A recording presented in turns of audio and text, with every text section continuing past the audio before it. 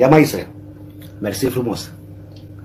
Da, frumos, da, mi-a plăcut. Dacă mai faci gestul de-astea pe live, iată, te opresc live-ul și îți rup ori din cap.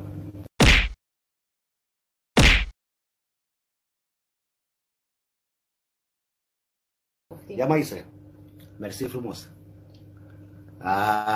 Da, frumos, da, mi-a plăcut. Dacă mai faci gestul de-astea pe live, iată, te opresc live-ul și îți rup ori din cap.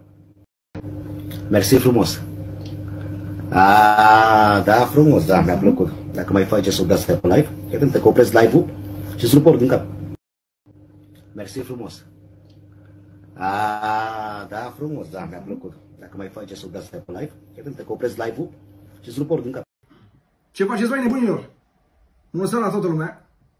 Băi, după cum am obișnuit la ore de astea târzii, am aici ciorbiță. Ce ciorbe asta n-am? De perișoare. Hai să încep gustare, băi. Pune niște pătrunjel de ăsta proaspăt și ia să vedem cum e.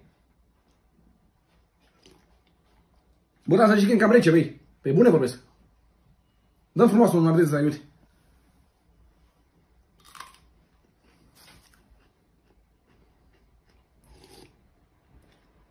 Ce vorbești, băi? La mare meserie.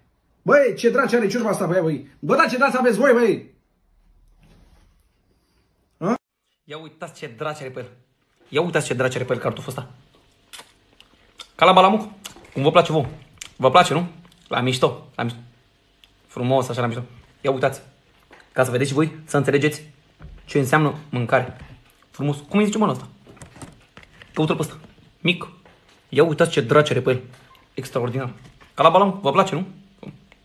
La mișto, vă place. Hai, vă pup. Ca să înțelegeți și voi. Vă place. Știți voi. La balamuc.